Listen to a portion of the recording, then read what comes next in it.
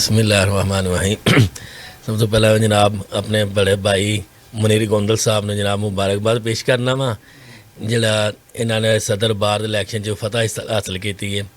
तो अगों ऐसी दुआ गवा इन्होंने वास्ते कि इस ने अल्लाह ताला इन्होंने कामयाबियाँ कामरानियाँ अता फरमाए। तो साढ़े जिन्हें भाई नाल आए ने हाजी अरशद साहब, मास्टर लियाज साहब, यसीर साहब, तारिक सलामत साहब, मिर्ज़ा फराज साहब, सलमान एडवोकेट साहब, अरफान भट्ट साहब, तलहा साद हंजला सब भाइयों की तरफों से जनाब तो बहुत बहुत मुबारकबाद पेश करने हैं। अस्सलाम वालेकुम। बिस्मिल्लाहिर्रहमानिर्रहीम। मैं जी हाफज नवीद कमर साहब, सुलेमान साहब, आई साहब का इन तमाम भाइयों का बहुत ज़्यादा शुक्रिया अदा करना और यकीन करो मैनू वो अल्फाज नहीं जिन्हें मैं बयान करा, मैंने इन्नी खुशी है। क्यों इलैक्शन के दौरान भी इन्हें मेरी बहुत ज़्यादा दोस्तों ने हेल्प की है।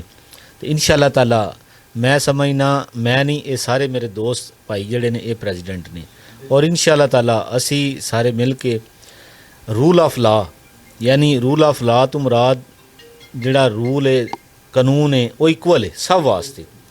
बेशक ये सारा जिन्ना असी कर रहे हैं इस सोसाइटी वास्ते कर रहे हैं। असी इंशाअल्लाह ताला आवाम दी फलाह बहबूद वास्ते कम करांदे, रूल ऑफ लॉ वास्ते कम करांदे, वैलफेयर ऑफ दी बार वास्ते असी कम करांदे।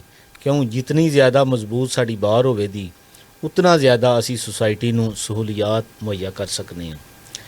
और साड़ी बार दियाँ बड़ियाँ आला रवायात रही ने और हैं ने। असी इंशाअल्लाह ताला हमा वक्त आवाम दे नाल हां, आवाम दे मसाइल हल करने वास्ते असी हाज़र हां और इंशाअल्लाह ताला असां कदी भी आवाम नूं अपने तो लैदा नहीं फील कीता।